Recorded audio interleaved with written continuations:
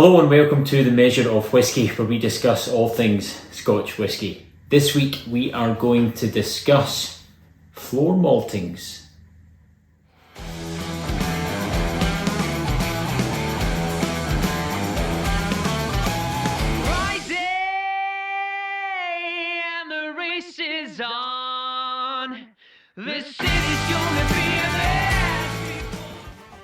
So there are lots of industry buzzwords or phrases that are associated with Scotch whisky, one of which is floor maltings. So what we want to try and do is first of all figure out what is floor maltings, and most importantly, does it make any difference to the final expression of the dram? As most of you know, there are three raw ingredients that go into single malt Scotch whisky: malted barley, yeast and water. That's it. And the reason for malting barley is so that there can be certain sugars extracted from the barley which will have a chemical reaction with the yeast and in turn produce alcohol. So the three stages of malting your barley: steeping, germinating and drying. And as we said, what we're trying to do here is encourage the barley to grow, to sprout, and in turn that will produce certain sugars. Now modern day distilleries, the vast majority of modern day distilleries will use huge vats, very expensive machinery, lots of equipment in order to malt their barley because it's efficient and it saves a lot of time.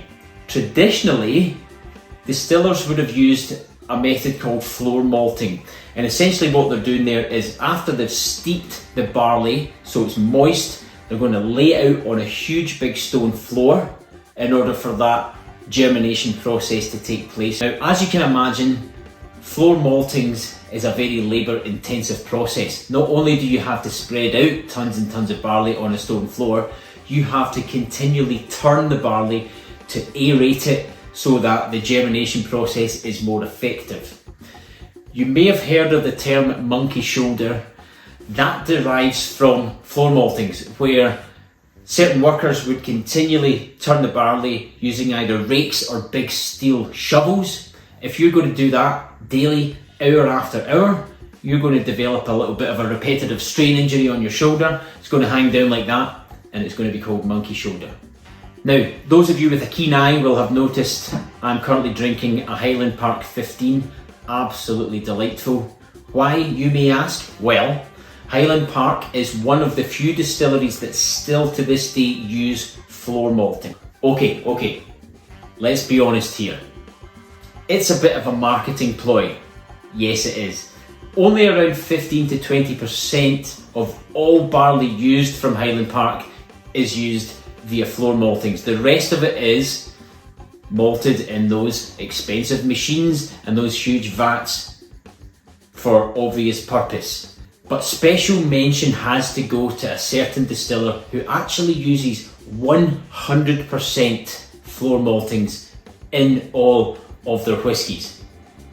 Springbank in Campbelltown, hats off to you. Springbank, very traditional distillery. They want to make sure things are done as they were done in the past. They don't change much around in that distillery, that's for sure. But the most important question, does it make a difference to the final dram? I'm going to say yes. I'm going to say yes, it does. And the reason for that is I know how much effort and how much work goes into floor maltings. Even if you're only using 15% of the overall barley, for me, that just makes this dram a little bit extra special. They've put in so much work and so much effort to produce something that's a bit more traditional. I think it's great. I love it. This particular dram, if you can get your hands on, is also fantastic. So let me know. Do you think floor maltings makes a difference to your dram? Slainte.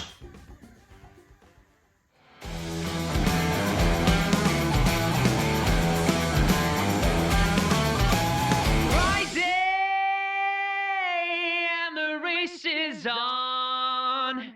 The city's gonna be there.